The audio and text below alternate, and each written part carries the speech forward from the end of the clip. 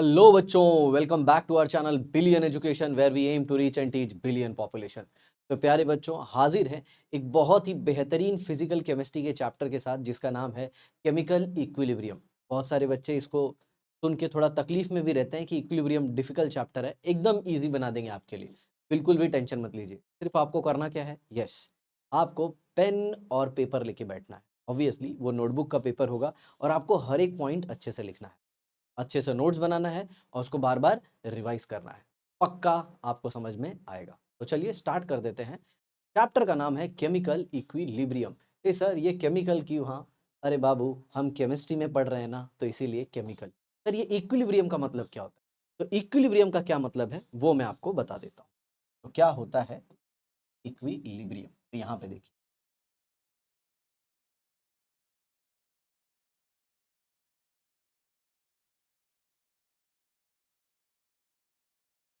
Equilibrium का मतलब क्या होता है? व्हेन टू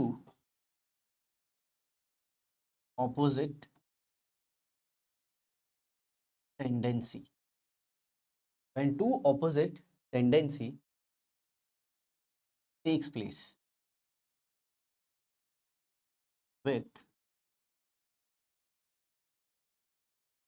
equal,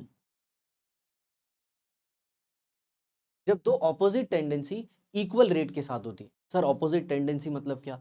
जीवन में दुख और सुख दोनों इक्वल है, ना ज्यादा सुख है ना ज्यादा दुख है। सर, ये क्या पढ़ा रहे हो? हाँ सर, ये फिजिकल केमिस्ट्री का पढ़ाओ ना, ये क्या दुख और सुख की बात करने लगे? प्यारे बच्चों, फिलहाल के लिए ऐसा समझिए, जब दो ऑपोजिट टेंडेंसी एक साथ होती हैं तब हम उसे क्या कहते हैं? इक्विलिब्रियम। आप एग्जाम्पल ले सकते हो, पानी इन आइस। आइस के स्टेट में है वाटर और मेल्ट हो रहा है, और मेल्ट होने के बाद क्या हो रहा है? फ्रीज हो रहा है। मतलब मैंने एक आइस के क्यूब को पानी में डाल दिया है। समझ में आया? मतलब आइस जो है वो पानी का ठोस, आई मीन टू से सॉलिड फॉर्म है, और उसको उसी के लिक्विड फॉर्म में डाल दिया है। और यहाँ पे क्या हुआ है, जितना पानी है वो आइस में कन्वर्ट हो रहा है, और जितना आइस पानी में कन्वर्ट हो रहा है वो दोनों इक्वल है।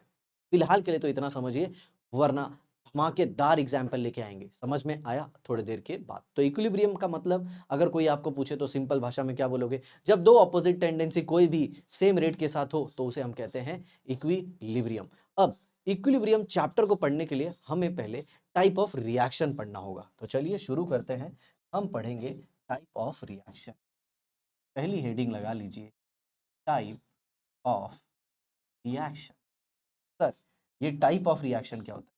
रिएक्शन कितने प्रकार के हैं हम वो पढ़ेंगे। तो सबसे पहले, on the basis of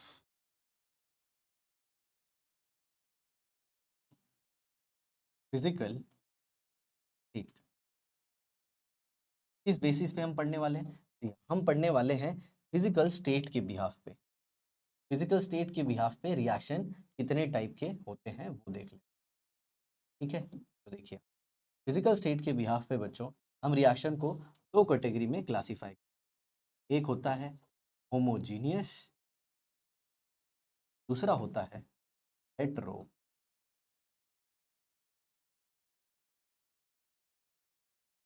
sir, homogeneous मतलब क्या और हेट्रोजीनियस मतलब क्या? अरे थोड़ी भी चिंता मत करिए, सब कुछ बता देंगे। यहाँ पे देखिए, तो नाम आप देख रहे हैं यहाँ पे, होमो। व्हाट डू मीन बाय होमो? ये same same, okay, same same. और यहाँ पे डिफरेंट, तो यहाँ पे होगा सेम सेम और यहाँ पे होगा डिफरेंट। तो इसका पहला पॉइंट क्या होगा? When reactant and product. क्या बोलोगे बच्चों? Reactant and product both are in same physical state. जब रिएक्टेंट और प्रोडक्ट दोनों का फिजिकल सेम क्या होता है? सेम होता है मेरे प्यारे बच्चों। मतलब रिएक्टेंट भी गैस, प्रोडक्ट भी गैस, रिएक्टेंट लिक्विड, प्रोडक्ट भी लिक्विड, रिएक्टेंट सॉलिड, प्रोडक्ट भी सॉलिड। ऐसा होगा क्या? Yes, homogeneous reaction. आगे देखिए, what do mean by heterogeneous reaction? Heterogeneous reaction होता है different physical state, different physical. Exactly. तो ये हो गया होमोजीनियस और ये हो गया हेट्रोजीनियस। एग्जाम्पल ले लेते हैं। यहाँ का एग्जाम्पल, एग्जाम्पल क्या है, N2 gas plus 3H2 gas gives what 2NH3, और वो भी क्या होगा, गैस, बिल्कुल भी। तो गैस गैस गैस सर, बहुत सारा गैस हो गया। हाँ, अरे फिजिकल स्टेट को देखो मेरे भाई, ये गैस और ये भी गैस। और यहाँ पे एग्जाम्पल देखिए, ये है CA3 और ये दे रहा है हीट करने पे solid is giving CaO plus CO2, ये भी सॉलिड है, ये क्या है। तो आई होप प्यारे बच्चों आपको ये पहला पार्ट बहुत ही अच्छे तरीके से समझ में आया होगा। तो इक्विलिब्रियम क्या है, जिसमें दो अपोजिट टेंडेंसी सेम रेट से होती है। इक्विलिब्रियम पढ़ने के लिए हमको क्या पढ़ना होगा, यस, टाइप ऑफ रिएक्शन। क्यों, हमें ये पता होना चाहिए कि किस रिएक्शन में इक्विलिब्रियम आता है, समझे कि नहीं। और दूसरी चीज, हमने टाइप ऑफ रिएक्शन पढ़ा, उसमें सबसे पहला हमने क्लासिफाई किया रिएक्शन को on the basis of physical state. Physical state के बिहाफ पे एक रिएक्शन होमोजेनियस और दूसरा हेटेरोजेनियस, बाकी सब आपके सामने है। तो चलिए आगे बढ़ते हैं। यस, देखिए यहाँ पे अब दूसरा दूसरा सेकेंड टाइप पढ़ेंगे, on the basis of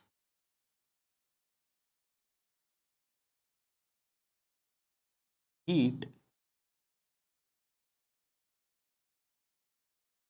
exchange. इसके बिहाफ पे पढ़ेंगे हीट एक्सचेंज। यस, गर्मी का आना और गर्मी का जाना। सर गर्मी से मुझे कुछ याद आ गया, गर्मी गर्मी ना, बिल्कुल नहीं, पढ़ने के मूड में रहना है, थोड़ा भी दिमाग इधर उधर डाइवर्ट नहीं करना। गर्मी गर्मी करते करते किसी और को याद कर लो। On the basis of heat exchange, तो हीट के बेसिस पे प्यारे बच्चों रिएक्शन को हम लोगों ने दो कैटेगरी में क्लासिफाई किया। एक, आने दो, आने दो, आने दो किसको, एंडोथर्मिक हीट को आने दो, तो इसे कहेंगे एंडोथर्मिक रिएक्शन और इसे कहेंगे एक्सोथर्मिक रिएक्शन। तो एक साइड हो गया एंडोथर्मिक और एक साइड हो गया एक्सोथर्मिक। ये हो गया प्यारे बच्चों एंडो, इस साइड हो गया एक्सो। होप आपको समझ में आ गया। तो एक एंडोथर्मिक हो गया और एक एक्सोथर्मिक हो गया। अब हम पढ़ेंगे उन्हें डिटेल में।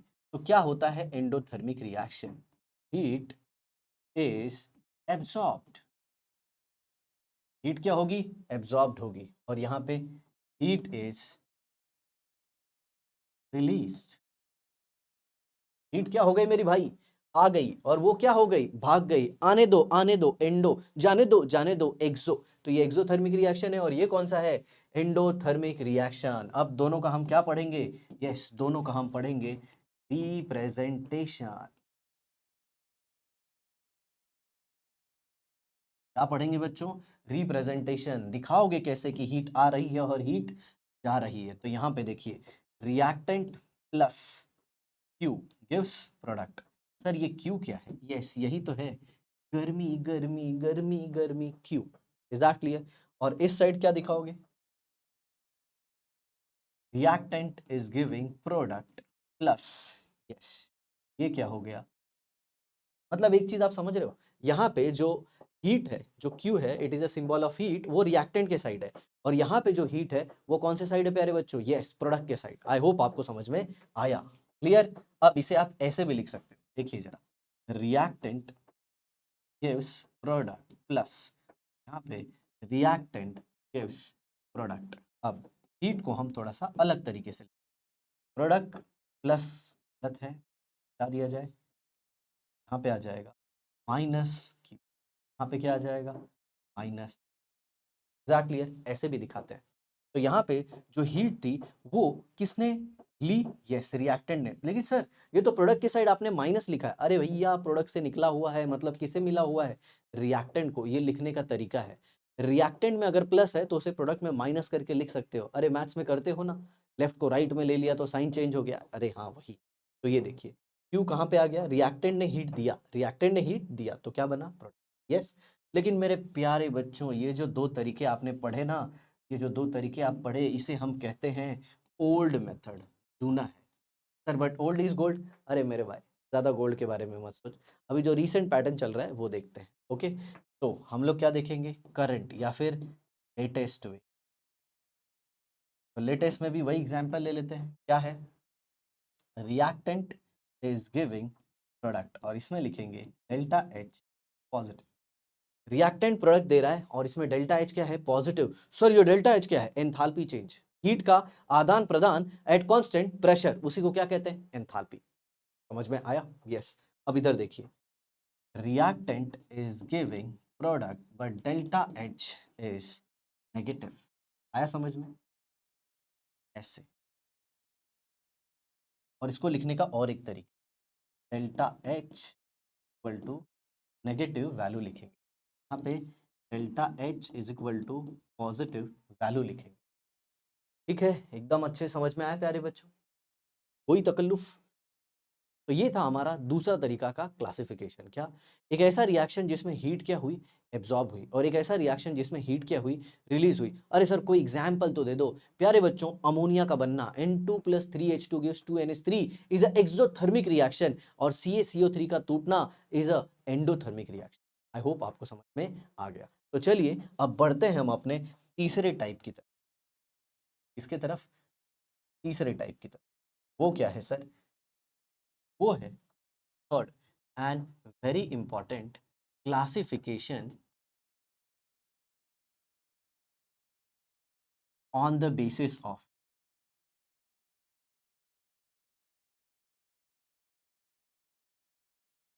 डायरेक्शन।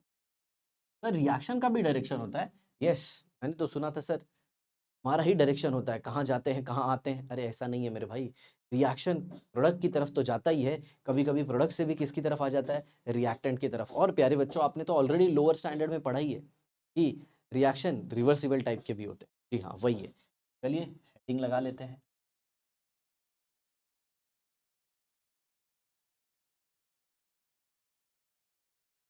अब बात करते हैं classification on the basis of direction. Okay, तो पहला आता है इरिवर्सिबल, या फिर रिवर्सिबल ले लें।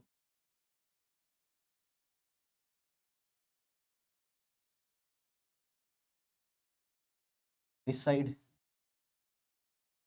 इरिवर्सिबल, एक हो गया रिवर्सिबल और एक हो गया इरिवर्सिबल। अब रिवर्सिबल में पहला पॉइंट, ओके, रिवर्सिबल में पहला पॉइंट क्या है बच्चों? ऐसा, इसको हम डबल एरो से रिप्रेजेंट, इधर इरिवर्सिबल में सिंगल डायरेक्शन एरो।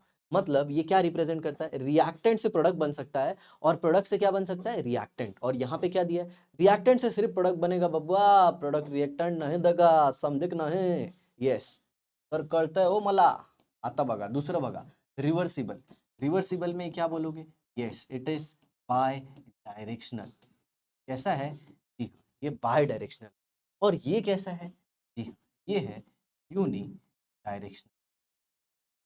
तो एक हो गया बाय डायरेक्शनल और एक हो गया यूनि डायरेक्शनल। ठीक है, अब सुनिए नेक्स्ट पॉइंट। नेक्स्ट पॉइंट क्या कहता है, रिवर्सिबल रिएक्शन जनरली, क्या जनरली? सर जनरली क्यों? मेजॉरिटी ऑफ केसेस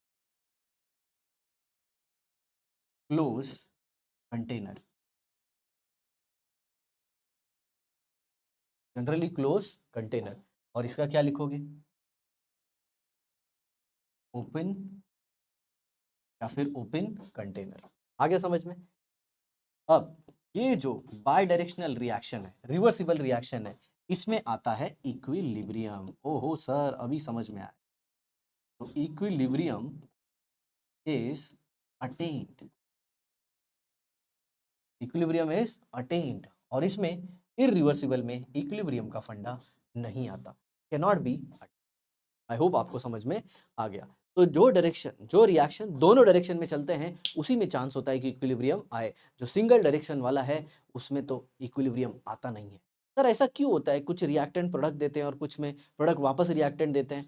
जनरली कुछ ऐसे रिएक्शन हैं जिसमें रिएक्टेंट के कंपेयर में जो प्रोडक्ट होता है वो अनस्टेबल होता है। वो क्या होता है, अनस्टेबल। जैसे N2 और H2 को आपने रिएक्शन कराया और NH3 बताया, तो NH3 जब बन गया तो NH3 को क्या लगा, अरे मैं पहले N2 के फॉर्म में ज़्यादा स्टेबल था, तो रिएक्शन किस डायरेक्शन में आ जाता है, backward.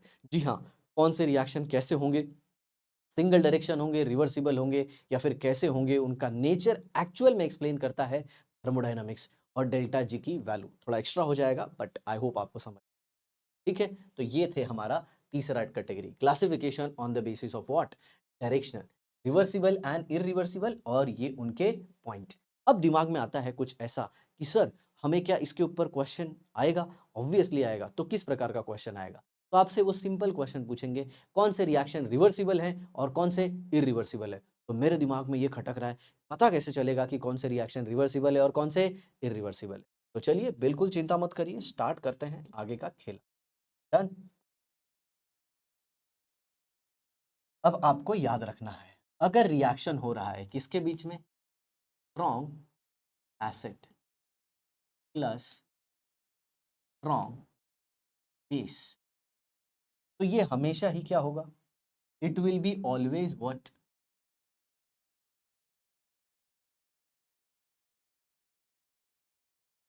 Will be always irreversible. हमेशा क्या होगा प्यारे बच्चों, यस ये हमेशा इरिवर्सिबल होगा। चलिए वीडियो को देखते हैं, थोड़ा शायद से पॉज हो गया है।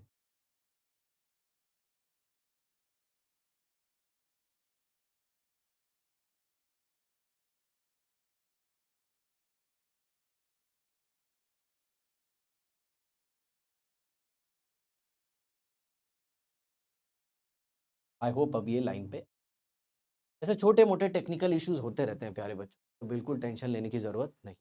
ठीक है, तो strong acid plus strong base always irreversible. Sir ये इरिवर्सिबल क्यों होता है? तो प्यारे बच्चों ये रिएक्शन हाईली एक्सोथर्मिक होते हैं, सुना है ना आपने, न्यूट्रलाइजेशन रिएक्शन, तो न्यूट्रलाइजेशन रिएक्शन में हीट बहुत ज्यादा नहीं, और उतनी हीट अगर एक बार बाहर निकल गई तो प्यारे बच्चों कंटेनर के अंदर फिर आएगी कैसे, तो रिएक्शन को रिवर्स डायरेक्शन में ले जाएगी कैसे, समझ में आया, गर्मी गर्मी गर्मी गर्मी। दूसरा देखिए, देखिए यहाँ पे वीक एसिड प्लस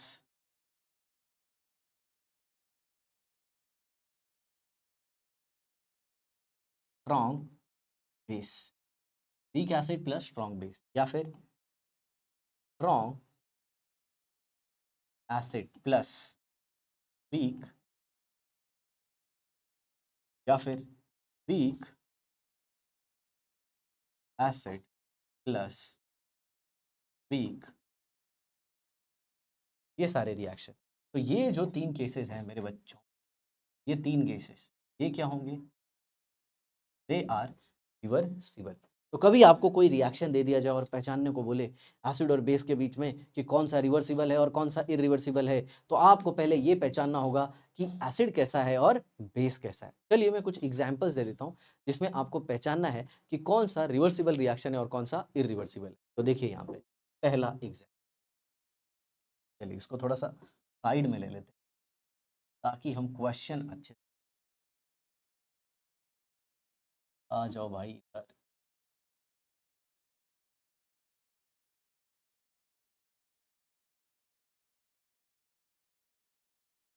तो देखिए पहला रिएक्शन, NaCl प्लस KNO3, ये क्या होगा, एक्वस, ये भी क्या होगा, इज दैट क्लियर? अब मैं यहाँ पे एरो बनाता हूँ, क्या ये सिंगल डायरेक्शन होगा, क्या ये रिवर्सिबल होगा, आपको बताना है।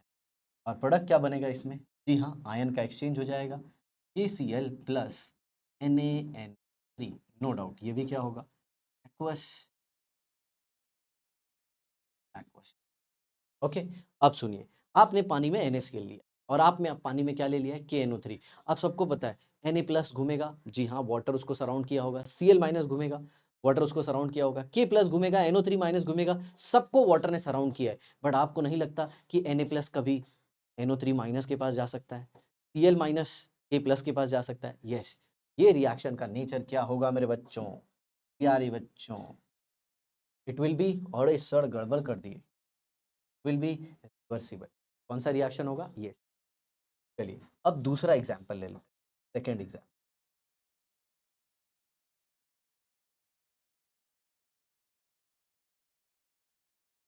BaCl2 प्लस H2SO4, क्या है, दोनों जो चीजें हैं वो एक्वस फॉर्म में है, ये भी खसखस है और ये भी खसखस है।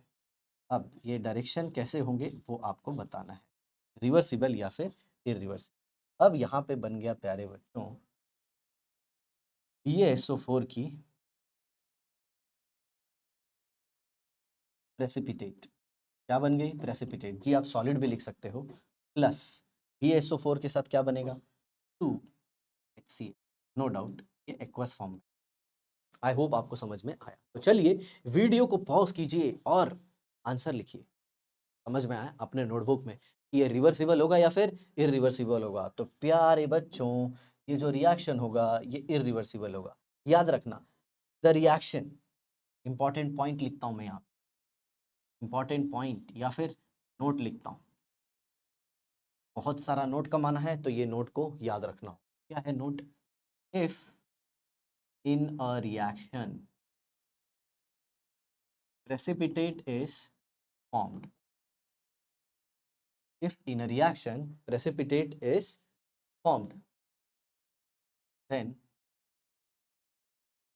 reaction is irreversible। जिस भी रिएक्शन में प्रेसिपिटेट बनेगा वो रिएक्शन क्या होगा? इरिवर्सिबल। सर बट हमको कैसे पता चलेगा? सर इस रिएक्शन में मुझे कैसे पता चलेगा कि BaSO4 जो है उसका प्रेसिपिटेट बनेगा या फिर वो सॉलिड के फॉर्म में होगा या फिर वो इनसॉल्युबल होगा? सर मुझे कैसे पता चलेगा? तो प्यारे बच्चों आपको ये पढ़ना है सॉल्युबिलिटी और उसका ऑर्डर। एक चैप्टर है केमिकल बॉन्डिंग। सर आप वो पढ़ाएंगे चैप्टर? ऑब्वियसली सब कुछ पढ़ाएंगे, सब कुछ, बिल्कुल टेंशन मत लीजिए, सिर्फ चैनल पे बने रहिए। ओके तो ये याद रखना प्यारे बच्चों। तो ये कुछ एग्जाम्पल थे, चलिए कुछ और एग्जाम्पल लेते हैं। बिल्कुल चिंता ना करें, कुछ और एग्जाम्पल लेते हैं। थर्ड एग्जाम्पल ये ले लिया मैंने कैल्शियम कार्बोनेट, राइट, और उसे मैंने गर्म कर दिया, सॉलिड है। अब जरा देखिए इसमें भी दो चीजें होंगी।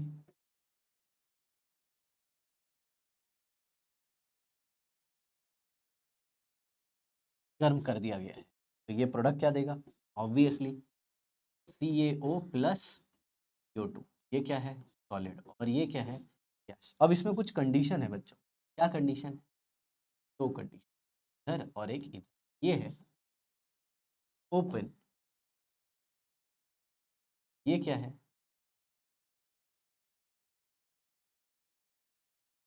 Closed vessel, closed vessel. अब आपको बताना है कि किसमें ये रिएक्शन रिवर्सिबल होगा और किसमें इरिवर्सिबल। ऑब्वियसली बच्चों जो रिएक्शन है वो इरिवर्सिबल होगा अगर कंटेनर ओपन है। क्यों बताओ? अगर कंटेनर ओपन है तो ये जो CO2 गैस बनी है ना ये फिर से उड़ जाएगी, फिर से बाहर निकल जाएगी। और अगर ये बाहर निकल गई मेरे भाई तो फिर CO2 कैसे रिएक्शन को पीछे लेके आएगी? CO2 कैसे रिएक्शन को बैकवर्ड में लेके आएगी? तो कंटेनर बंद होना चाहिए, तभी रिएक्शन दोनों डायरेक्शन में होगा। तो याद रखना रिवर्सिबल रिएक्शन में अगर अगर आपको रिएक्शन को बैकवर्ड डायरेक्शन में लेके जाना है तो कमरा बंद होना चाहिए। कमरा बंद होगा तभी रिएक्शन बैकवर्ड में जाएगा, वरना गैस उड़ जाएगी। तो प्यारे बच्चों हम लिख सकते हैं यहाँ पे कि अगर कंटेनर क्या है ओपन वेसल में इरिवर्सिबल आ जाएगा और क्लोज्ड वेसल। आई होप आपको समझ में आ। ठीक है ये हमारा तीसरा एग्जाम्पल था। अब लगे हाथ हम एग्जाम्पल ले लेते हैं चौथा। Na plus H2O gives NaOH plus H2 gas. Okay gas पे एरो लगाना सही नहीं होगा क्योंकि कंटेनर तो बंद है ना मेरे दोस्त। तो यहाँ पे फिजिकल स्टेट लिख देते हैं, ये सॉलिड है, एक्वस है, ये भी एक्वस है, ये तो गैस है। अब आपको बताना है ये रिएक्शन रिवर्सिबल होगी या इरिवर्सिबल? मेरे बच्चों जल्दी बताओ। सर ये जो रिएक्शन होगी वो इरिवर्सिबल होगी, जो रिएक्शन होगी वो इरिवर्सिबल होगी। बताइए क्यों?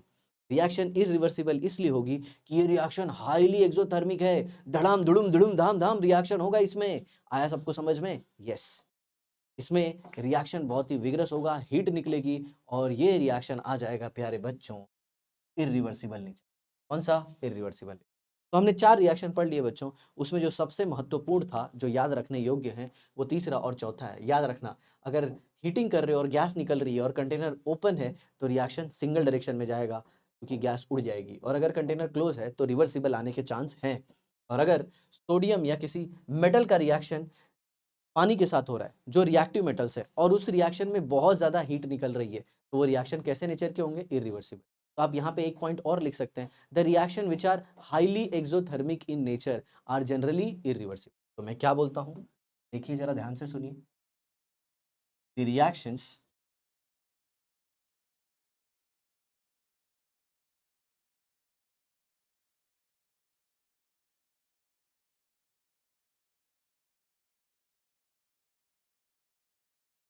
reaction which are highly exothermic are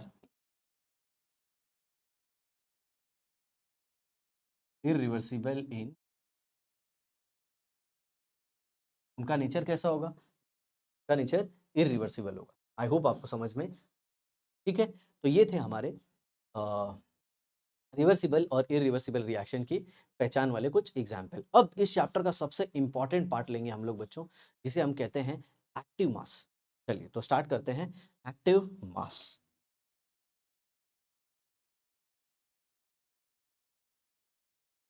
अब क्वेश्चन आता है, ये एक्टिव मास क्या है बबुआ? देखिए active mass,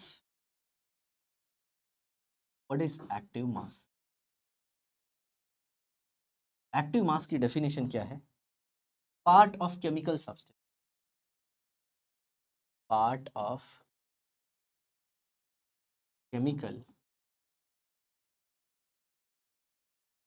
substance which actively participate in a chemical reaction।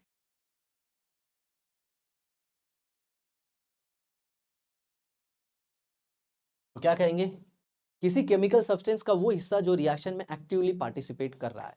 चलिए एक डे टू डे लाइफ का एग्जांपल दे देता हूं आपको। आप रोटी सब्जी खा रहे हैं, आपके प्लेट में 10 रोटी रखी हुई है। सर इतना ज़्यादा, अरे एग्जांपल ले रहा हूँ, और आपने सिर्फ 3 या 4 रोटी खाई, तो कितनी एक्टिव रोटी हुई? ऑब्वियसली जितनी आपने खाई, तो 10 में से कितना आ गया? 4। सर मैंने पूरा खा लिया, अरे बाप रे, आप तो बहुत दबंग आदमी हो। तो एक्टिव रोटी कितनी होंगी? 10। तो किसी भी केमिकल रिएक्शन में रिएक्टेंट का वो पार्ट जो रिएक्शन में एक्टिवली पार्टिसिपेट करता है, उसी को हम कहते हैं एक्टिव मास।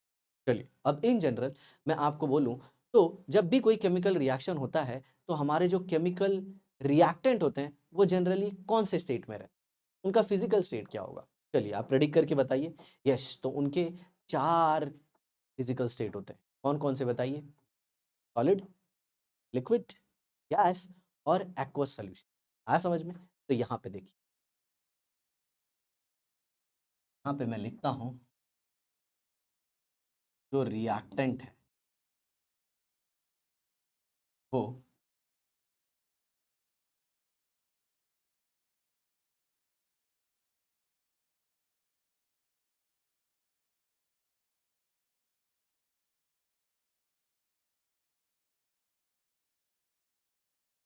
क्या हो सकता है? सॉलिड, फिर या फिर गैस, फिर एक्वस सॉल्यूशन। और एक्वस में भी 2 होंगे बच्चों। कौन कौन से बताइए? एक होगा डाइल्यूट और एक होगा कॉन्सनट्रेट। तो डाइल्यूट और कॉन्सनट्रेटेड। अब सुनिए, जब हम केमिस्ट्री पढ़ते हैं तो आप सबको पता ही है, हम जो अमाउंट है रिएक्टेंट का, उसे कौन सी क्वांटिटी में रिप्रेजेंट करते हैं? पोलैरिटी। ओके, तो एक्टिव मास को जनरली हम लोग कैसे रिप्रेजेंट करते हैं? पोलैरिटी से। मोलैरिटी से रिप्रेजेंट करते हैं। और मोलैरिटी होती क्या है? मोलैरिटी होती क्या है मेरे दोस्त? Molarity is equal to number of moles upon volume. Volume मैंने मान लो लीटर में ले लिया, सर वॉल्यूम बहुत, ये लो बड़ा ले लो। ओके, तो क्या मैं इसे ऐसे लिख सकता हूँ? Molarity is equal to mass upon volume into 1 upon molecular mass. अरे सर क्यों नहीं, बिल्कुल लिख सकते हैं।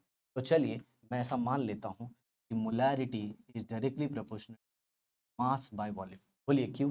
Bye molarity is directly proportional to mass upon volume, क्योंकि हम जानते हैं मेरे प्यारे बच्चों कि ये जो मॉलिक्यूलर मास है ये वैल्यू कांस्टेंट है, और ये वैल्यू कांस्टेंट है तो मोलैरिटी और वेट बाय वॉल्यूम में क्या होगा? Direct relation. तो क्या मैं ऐसे कह सकता हूँ कि यहाँ पे molarity is directly proportional to density? कह सकता हूँ कि नहीं? Molarity is directly proportional to density. तो चलिए सॉलिड की बात कर लेते हैं। तो मान लीजिए प्यारे बच्चों, ये आपके पास एक मेटल की रॉड है। आई होप आपको दिख रहा होगा। नहीं दिख रहा है तो ऐसे ले लेते हैं, दूसरा एग्जाम्पल ले लेता हूँ मैं। ये मान लीजिए एक मेटल की रॉड है और इसको मैंने एक एसिड में डाल दिया। मान लीजिए जिंक की रॉड है और इसे एक एसिड में डाल दिया। इसका रिएक्शन हुआ और ये जो जिंक की रॉड है ना, ये पतली हो गई। ये पतली होगी। तो बताइए इसका एक्टिव मास क्या होगा? बताइए इसकी मोलैरिटी क्या होगी? बताइए इसकी डेंसिटी क्या होगी? क्या इसकी डेंसिटी वही होगी या इसकी डेंसिटी चेंज हो गई? कमेंट बॉक्स में लिखिए प्यारे बच्चों। वीडियो को पॉज कीजिए और कमेंट बॉक्स में लिखिए। तो मैं आपको बताना चाहूंगा कि इसकी डेंसिटी सेम होगी, इसकी डेंसिटी चेंज नहीं होगी। क्यों नहीं होगी? ऑब्वियसली इसका मास कम हुआ, रॉड पतला हुआ और साथ ही साथ इसका वॉल्यूम भी कम हुआ। तो जो मास में चेंज हुए वही कैसे चेंज हुआ बच्चों? वॉल्यूम में। तो इसकी डेंसिटी ऑलमोस्ट क्या रहेगी? कांस्टेंट। तो क्या सर इसका एक्टिव मास कुछ नहीं होगा? इसने रिएक्शन में पार्टिसिपेट नहीं किया। यस, इसका एक्टिव मास कुछ तो होगा।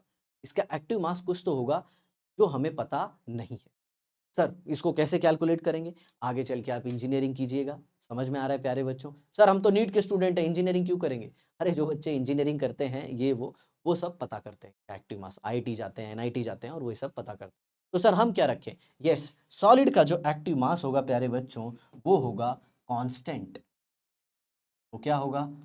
कांस्टेंट। और उसे हम अज्यूम करेंगे। उसे हम क्या करेंगे? अज्यूम। और कितना अज्यूम करेंगे? सर 1 क्यों अज्यूम करेंगे? समय आने पे सब कुछ बता देंगे प्यार। अपने एक्साइटमेंट को पकड़ के रखो। बहुत ही तगड़ा कॉन्सेप्ट। चलिए ये तो हो गया किसका? ऑब्वियसली सॉलिड का। अब लगे हाथ हम बात करेंगे किसकी? अब हम बात करेंगे लिक्विड की। तो मान लीजिए एक बॉटल है, एक बॉटल है। चलिए यहीं पे बना देते हैं बॉटल। सस्ती वाली बॉटल बनाते हैं। ओके, बॉटल है और इसके अंदर पहले इतना पानी भरा हुआ था।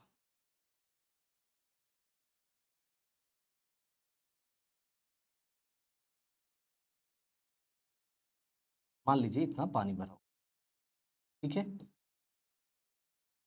प्योर वाटर है इसके अंदर, प्योर वाटर, प्योर लिक्विड। तो जब मैं लिक्विड की बात कर रहा हूँ तो याद रखना प्योर लिक्विड, क्योंकि लिक्विड तो इधर भी है। आया समझ में? ये प्योर लिक्विड है। आपको चाहिए तो आप लिख सकते हैं यहाँ लिक्विड कौन सा? प्योर। एग्जैक्टली यार, प्योर लिक्विड। डन। अब सुनिए, मैंने इस जो बॉटल है उसके वाटर से रिएक्शन करवाया तो ऑब्वियसली पानी कम हो जाएगा। तो मान लीजिए ये पानी कम हो गया, पहले जो क्वांटिटी थी उसके कंपेयर में अब क्वांटिटी क्या हो गई? डन। तो पानी कम हो गया। अब मुझे आप बताइए, क्या पानी का मोलैरिटी चेंज हुआ? क्या पानी का एक्टिव मास चेंज हुआ? क्या इस प्योर पानी का डेंसिटी चेंज हुआ? जल्दी कमेंट बॉक्स में लिखिए। तो प्यारे बच्चों इसका आंसर है, इसका जो डेंसिटी है वो कांस्टेंट है, वो अभी भी 1 ग्राम/cc है। क्यों सर? सर पानी कम हो गया तो मास कम हो गया, मास कम हो गया तो डेंसिटी कम हो जाएगी। नहीं मेरे बेटा, जितना मास कम हुआ उतना ही क्या कम हुआ? वॉल्यूम। तो वॉल्यूम और मास का जो डिक्रीज है वो इक्वल अमाउंट में है, तो इसकी डेंसिटी क्या होगी? कांस्टेंट। तो सर क्या एक्टिव मास प्योर लिक्विड यानी प्योर वाटर का कुछ भी नहीं होगा? उसने रिएक्शन में पार्टिसिपेट नहीं किया। किया मेरे भाई, लेकिन हम उसे कैलकुलेट करने में सक्षम नहीं है। सक्षम बेटा टेंशन मत लेना, ठीक है? तो सुनिए, सक्षम नहीं है तो उसकी जो एक्टिव मास की वैल्यू होगी वो भी क्या होगी? ये that will also be constant. Pure liquid के लिए भी वैल्यू क्या होगी? कांस्टेंट। और इसे भी हम अज्यूम करेंगे। क्या करेंगे? अज्यूम करेंगे। Is assume to be. Sir आप ऐसे क्यों बोल रहे हो अज्यूम करके? चलो मान लो आपको एक क्वेश्चन पूछ लेते हैं। The active mass of solid is 1, true और फॉल्स? चलिए कमेंट बॉक्स में लिखिए। The active mass of solid is 1, true और फॉल्स? प्यारे बच्चों फॉल्स हो जाएगा। अरे कैसे? The active mass of solid is assume to be 1। 1 होता नहीं है, हम उसे 1 मान लेते हैं। आए समझ में? ठीक उसी तरह से किसके लिए अप्लाई होगा? लिक्विड के लिए। अरे खतरनाक क्वेश्चन है, ऐसे क्वेश्चन बनते हैं एम्स जैसी परीक्षाओं में। आया समझ में? यस। आगे देखिए, गैस आ गया। अब गैस का एक्टिव मास क्या होगा प्यारे बच्चों? चलिए गैस की बात करते हैं। तो गैस का एक्टिव मास क्या होगा? मान लीजिए एक कंटेनर में गैस भरा हुआ है। कंटेनर ले लेते हैं।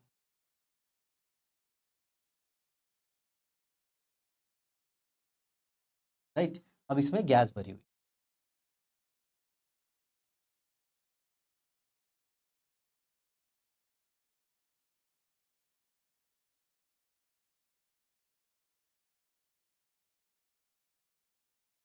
में क्या भरा हुआ है, गैस।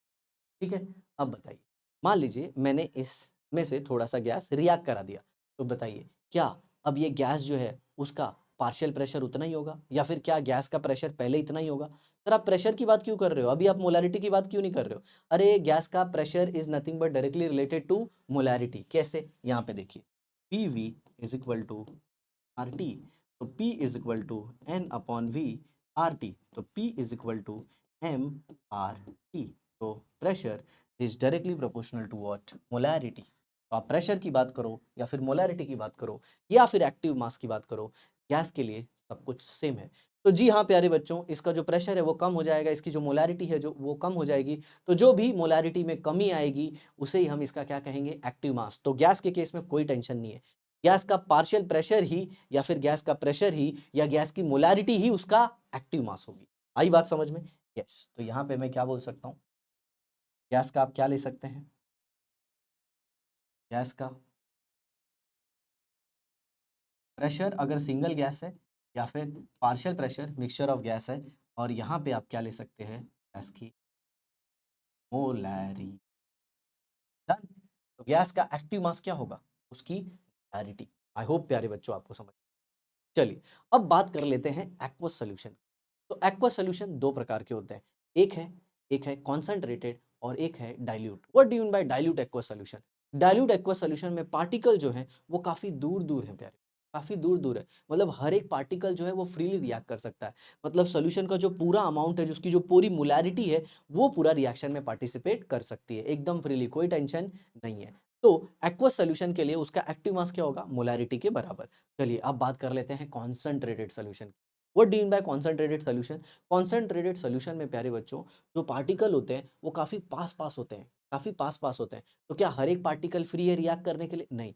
जो पार्टिकल सरफेस पे, पार्टिकल किधर है, सरफेस पे बाहर की तरफ, सिर्फ वही क्या होते हैं, वही रिएक्ट कर लेते हैं। तो क्या मैं ऐसे कह सकता हूँ कि active mass of a concentrated solution is equal to molarity? जी नहीं, क्योंकि पूरा जो सॉल्यूशन है वो रिएक्ट नहीं कर सकता, सिर्फ सराउंडिंग वाले रिएक्ट कर लेंगे। तो यहाँ पे मैं एक इंपॉर्टेंट लाइन लिखता हूँ, फॉर एक्वस सोल्यूशन, इसके लिए फॉर एक्वस सोल्यूशन जिसमें कि जो डाइल्यूट है उसका एक्टिव मास होगा किसके बराबर, ये मोलैरिटी के बराबर। डन। और जो कॉन्सेंट्रेटेड सोल्यूशन है उसका एक्टिव मास होगा less than molarity. I hope आपको समझ में आ गया। तो ये था प्यारे बच्चों एक्टिव मास का धमाकेदार कॉन्सेप्ट। तो अगर आपको एक क्वेश्चन आता है कि active mass of a concentrated solution is equal to its molarity, true और false? Yes it is false. Concentrated solution के लिए एक्टिव मास जो है वो मोलैरिटी से कम होगा। और इस पूरे चैप्टर में एक्टिव मास को हम रिप्रेजेंट करेंगे प्यारे बच्चों किससे, स्क्वायर ब्रैकेट से। तो आप देख लीजिए यहाँ पे ऐसे लिखते हैं, active mass is represented by square bracket. Clear है, सब कुछ अच्छे से समझ में आया? तो चलिए अब वीडियो को थोड़ा सा आगे बढ़ाते हैं। Is that clear? कुछ क्वेश्चन कर लेते हैं।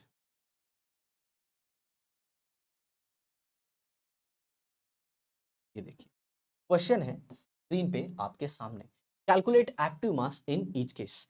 तो मेरा आपसे कहना है प्यारे बच्चों, वीडियो को बबुआ बबुआ वीडियो को पॉज कर लो और सब क्वेश्चन सॉल्व करो। प्रत्येक व्हिडिओ आहे ना ते स्टार्ट करायच्या आधी मी जेव्हा बोलतो बंद करायचं तर बंद, सर ये कौन सी भाषा बोल रहे हो? अरे ये हमारे महाराष्ट्र, महान महाराष्ट्र की महान भाषा मराठी है बेटो। बच्चों, तो जब मैं बोलूँ आपको कि वीडियो को पॉज करो तो पॉज कर लेना है और खुद से ट्राई करना है। तो चलिए वीडियो को पॉज कीजिए और पहला क्वेश्चन करिए। सर मैं भी करूंगा, आप भी करिए। चलिए देखिए यहाँ पे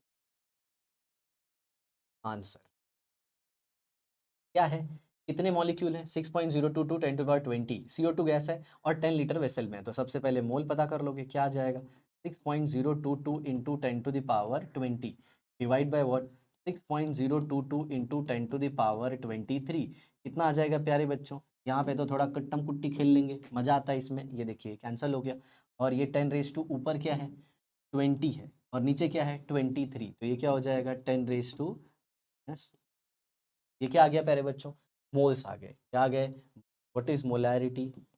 number of moles upon volume 10⁻³ upon 10⁻10 तो ये क्या हो जाएगा 10⁻⁻4 मोलर। 10⁻⁻4 क्या? मोल पर लीटर। ठीक है प्यारे बच्चों, आई होप आप सबको समझ में आया। चलिए अब दूसरा क्वेश्चन कर, क्या है 4.4 gram of CO2 present in 10 litre vessel.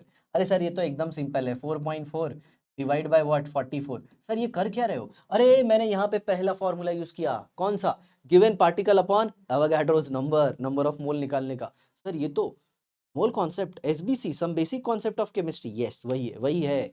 और यहाँ पे कौन सा फॉर्मूला यूज किया? Yes given mass upon molar mass. तो ये गिवन मास है और ये CO2 का मोलर मास है। इस CO2 का, कार्बन का 12, ऑक्सीजन का 16 का डबल 32, 32 और 12 44। क्या बात है, तो कितना हो गया 1/10।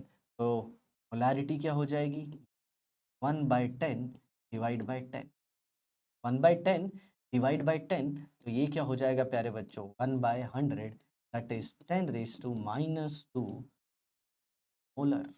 आई होप आपको ये भी समझ में आया। वेरी फैंटास्टिक क्वेश्चन थर्ड वाला। अगर आप इसे राइट करते हैं तो आपको एक्टिव मास का कॉन्सेप्ट समझ गया है, और अगर आप इसे गलत कर रहे हो बच्चों तो एक्टिव मास को समय समय पे रिवाइज करते रहिएगा। तो चलिए वीडियो को अगर आपने पॉज नहीं किया है तो फिर एक बार पॉज कीजिए और इसे सॉल्व कीजिए और चेक करिए आपका आंसर राइट है या फिर रॉन्ग है। रॉन्ग देखिए यहाँ पे, अब देखिए तो यहाँ पे आप क्या करोगे, नंबर ऑफ मोल्स कितना 2 मोल और कितना 5 लीटर, कितना हो गया 0.4, 0. कितने लोगों को ये आंसर आया है? कितने लोगों को ये आंसर आया? जल्दी जल्दी कमेंट बॉक्स में लिखिए। आया समझ में? अब सुनिए मेरी बात, अगर आपको ये आंसर आया है तो प्यारे बच्चों गलत है, क्योंकि इसका आंसर आएगा 1। क्योंकि जो CaO होता है ये होता है मेरे भाई सॉलिड। जो सॉलिड होता है उसका एक्टिव मास होता है कांस्टेंट। ओ सर मैंने तो ये सोचा ही नहीं, और जिसने सोचा तुम प्यारे बच्चों ट्रू बिलियनाइट हो, ट्रू बिलियनाइट। समझ में आया? चलो अब हम आगे बढ़ते हैं, खेला को थोड़ा आगे बढ़ाते हैं। अब हम बात करते हैं पार्शियल प्रेशर की। किसकी? Partial pressure. What is partial pressure? तो देखिए अगर कोई एक कंटेनर है, मान लीजिए कोई एक कंटेनर है, यहाँ पे ले लेते हैं कंटेनर, ये देखिए ये मान लीजिए कंटेनर है, ठीक है। और इस कंटेनर के अंदर मान लीजिए 3 गैस है, एक गैस ए है और कोई गैस बी है और कोई एक गैस सी है, ठीक है। ये तीनों गैस है। तो एक साइंटिस्ट है जिनका नाम है डाल्टन। क्या नाम है? डाल्टन। तो डाल्टन ने एक लॉ दिया था, Dalton law of partial pressure. Dalton law of partial pressure, sir ये क्या है? जी हाँ, इसे मोल कॉन्सेप्ट एसपीसी जो भी कर लो उसमें पढ़ाते हैं, आपको ध्यान तो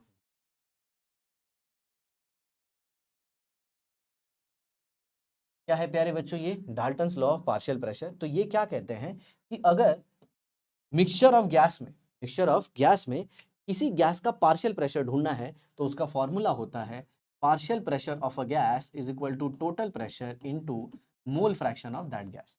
मतलब अगर आपको ए का पार्शियल प्रेशर निकालना है, किसका? ए का, तो वो क्या होगा total pressure into mole fraction of A. Sir ये टोटल प्रेशर क्या है? इस कंटेनर में जो गैसेस पूरा प्रेशर लगा रही है, मतलब A B C सबका मिला के प्रेशर, टोटल प्रेशर, और उसको किससे मल्टीप्लाई करना है? Mole fraction. मोल फ्रैक्शन क्या होता है? किस गैस को लिया है उसका mole divide by sum of number of moles of all the gases. ये क्या हो जाएगा? Mole fraction. ठीक इसी तरह से प्यारे बच्चों आप क्या कर सकते हो, आप ढूंढ सकते हो कि इसका partial pressure of that is PT into, ठीक इसी तरह से आप किसका ढूंढ सकते हो? आप ढूंढ सकते हो partial pressure of A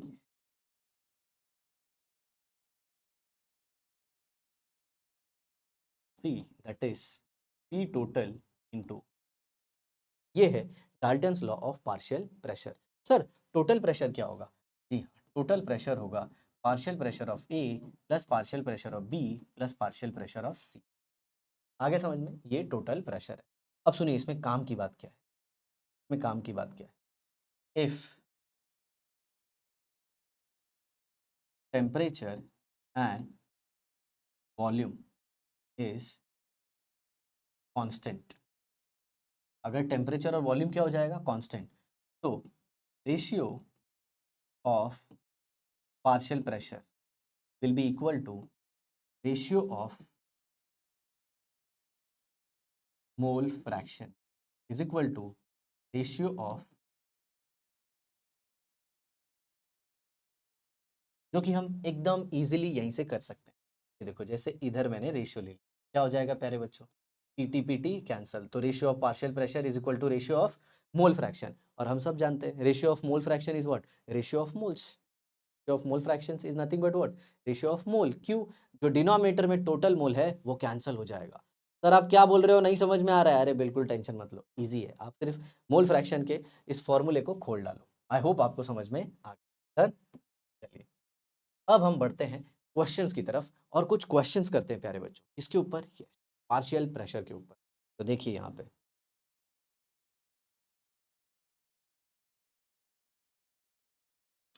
calculate partial pressure in each case, क्या कैलकुलेट करना है, पार्शियल प्रेशर हर एक केस में, क्या दिया है यहाँ पे, देखिए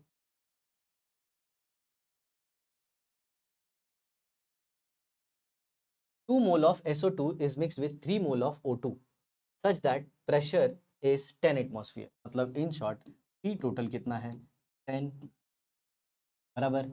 तो आपको क्या करना है, आपको SO2 और O2 का पार्शियल प्रेशर पता करना, तो partial pressure of SO2 equal to total pressure into mole fraction of O2, तो टोटल प्रेशर कितना है बच्चों, 10 एटमॉस्फेयर, और number of moles of SO2 कितने हैं, और 2 प्लस बचे हुए 3। सर आपने ऊपर क्या रखा, SO2 के मोल लिए, जो कि कितना है बच्चों, 2 है, और नीचे क्या लिया, टोटल मोल। सर वो क्या है, टोटल मोल क्या है, तो प्यारे बच्चों टोटल मोल है 3 ऑक्सीजन के और 2 सल्फर डाइऑक्साइड के, ये कितना हो गया, 10 into 5, 2 by 5, 5 10, that is 4 atmosphere, done. चलिए अब लगे हाथ हम दूसरा भी कर लेते हैं। तो दूसरा मतलब, अरे बबुआ ऑक्सीजन का पार्शियल प्रेशर क्या, ऑक्सीजन का पार्शियल प्रेशर, तो देखिए हम फिर फॉर्मूला लगाएंगे, कौन सा, partial pressure of O2 equal to total pressure into mole fraction of, तो टोटल प्रेशर है 10 और मोल फ्रैक्शन O2 का 3 डिवाइड बाय 5, तो कितना आ गया, 5 2 ज़ा 10, 3 2 ज़ा 6, 6 एटमॉस्फेयर। तो मेरे प्यारे बच्चों ये आंसर हो गया किसका, पार्शियल प्रेशर ऑफ O2 का।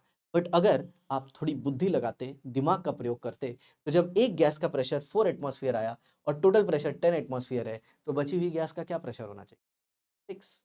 तो ये करने की कोई जरूरत नहीं थी। चलिए आगे देखिए, ये है क्वेश्चन आपके सामने स्क्रीन पर, देखिए क्या है, क्या कहता है question, 3.2 gram of O2 is mixed with 6.4 gram of SO2 such that total pressure is 5 atmosphere. अब क्या है, अब आपको मोल निकाल लेना है, तो चलिए यहाँ पे देखिए, mole of O2 is equal to 3.2 upon 32, that is 1/10, right.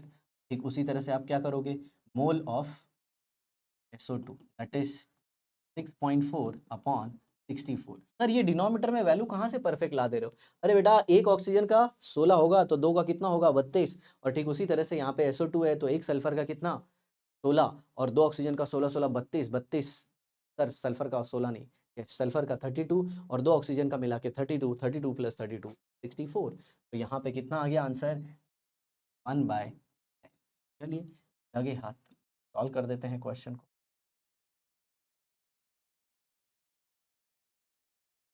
तो यहाँ पे क्या आता है मेरे भाई, partial pressure of O2 equal to total pressure into mole fraction of O2, तो टोटल प्रेशर कितना है 5 into number of moles oxygen के कितने हैं 0.1, और टोटल कितना है 0.1 प्लस 0.1, 0.1 ऑक्सीजन का यहाँ पे और SO2 का भी 0.1, तो नीचे टोटल 0.1 प्लस 0.1, तो 5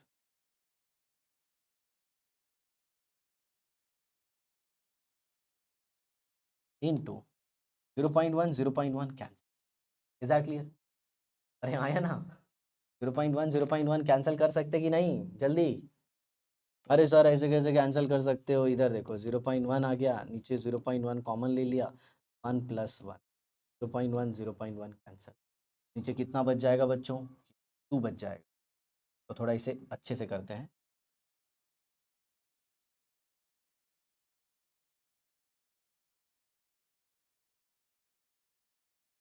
अब ये क्या हो गया? 0.1 अपॉन 0.2, दैट क्लियर? कितना हो गया? 2.5। ये क्या आ गया? क्लियर? आप पहले वाले कैलकुलेशन पे ज़्यादा ध्यान मत देना, मजाक कर रहा था थोड़ा मैं। सर ऐसा मजाक अरे हो जाता है कभी कभी, ठीक है। इधर देखिए 5 0.1 अपॉन 0.1 प्लस 0.1, तो नीचे कितना आ जाएगा? 0.2, और ये हो जाएगा 1/2, और ये और 2.5। अब इधर देखिए pressure of SO2 is equal to what? P total into mole fraction of SO, that is 5 into 0.1 upon 0.1 plus 0.1, that is 5 into 1 by, that is 2.5। Sir दोनों केस में सेम आया। और सर आपने अभी थोड़ी देर पहले ही बताया था कि अगर टोटल प्रेशर 5 एटमॉस्फेयर है और एक गैस का अगर प्रेशर आ गया 2.5, तो बची हुई गैस का भी क्या होगा? 2.5। सर लेकिन इक्वल कैसे आया? अरे दोनों के जो मोल फ्रैक्शन है ना वो सेम है। ऑक्सीजन का मोल फ्रैक्शन कितना है? 0.5। सल्फर डाइऑक्साइड का भी मोल फ्रैक्शन कितना है? 0.5। तो ये सम को सॉल्व करने की जरूरत ही नहीं थी, बस आपको 5 एटमॉस्फेयर को 2 पार्ट में डिवाइड करना था, एक 2.5 और एक 2.5, क्योंकि गैस तो 2 ही है ना मेरे दोस्त।